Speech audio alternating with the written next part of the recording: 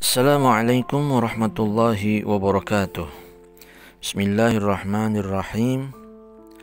Alhamdulillahilladzi an'ama alaina bitaysirus siyami wal qiyam wa ja'ala thawaba man fa'ala dzalika takfiral khataya wal asam. Wa asyhadu an la ilaha illallah wahdahu la syarika lah dzul jalali wal ikram. Wa asyhadu anna sayyidana Muhammadan abduhu wa rasuluh afdalu man shalla wa zakka wa hajja wa sham. Allahumma salli wa sallim ala sayyidina Muhammadin wa ala alihi masabihil dhalam wa ashabihil qadatil a'lam. Amma ba'du. Para pemirsa yang dimuliakan oleh Allah Subhanahu wa taala, pada kali ini saya akan menyampaikan materi tentang puasa mengantarkan kepada takwa. Sebagaimana firman Allah Subhanahu wa taala dalam Al-Qur'an surah Al-Baqarah ayat 183 yang berbunyi, A'udzubillahi minasyaitonirrajim. Bismillahirrahmanirrahim. Ya ayyuhalladzina amanu kutiba alaikumus syiyam kama kutiba 'alal ladzina min qablikum la'allakum tattaqun. Wahai orang-orang yang beriman, diwajibkan atas kalian berpuasa sebagaimana diwajibkan atas orang-orang sebelum kalian agar kalian bertakwa.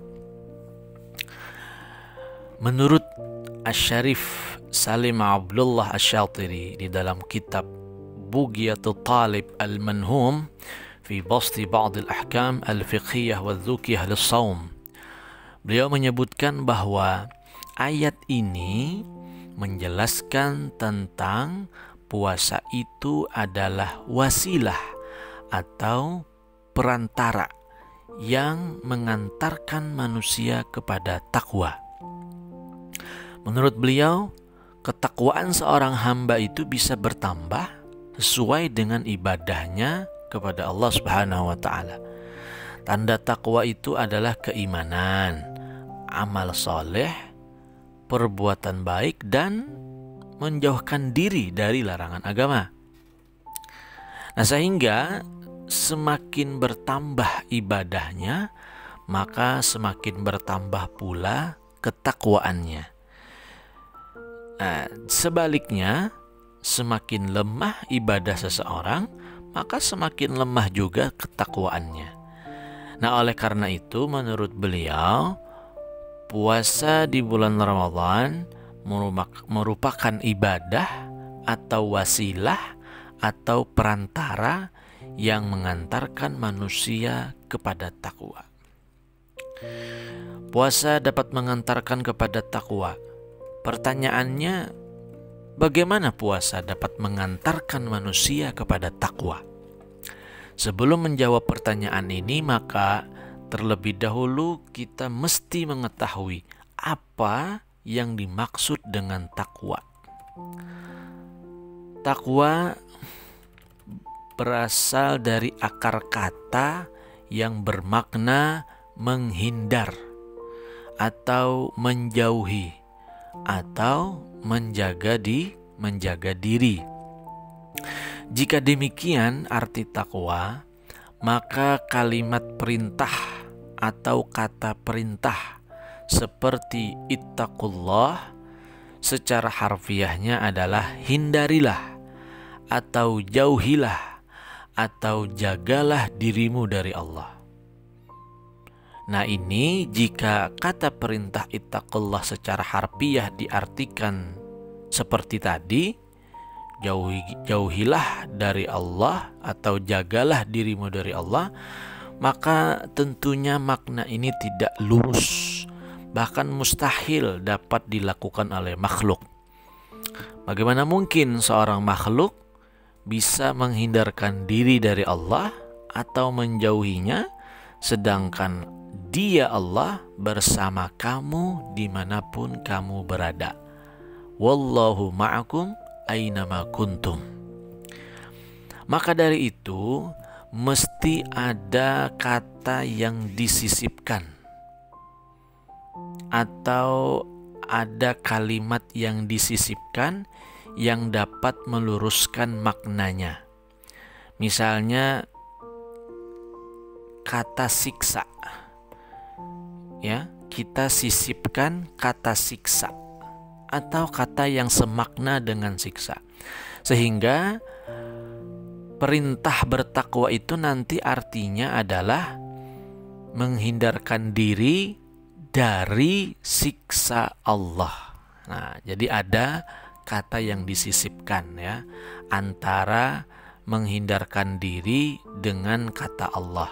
Lalu nanti maknanya adalah ittaqullah, maknanya menghindarkan diri dari siksa Allah. Mesti ada kata-kata yang disisipkan, ya.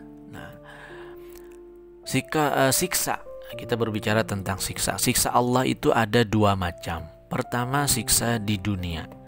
Siksa di dunia ini muncul akibat pelanggaran terhadap hukum-hukum Tuhan yang telah ditetapkannya di alam semesta ini.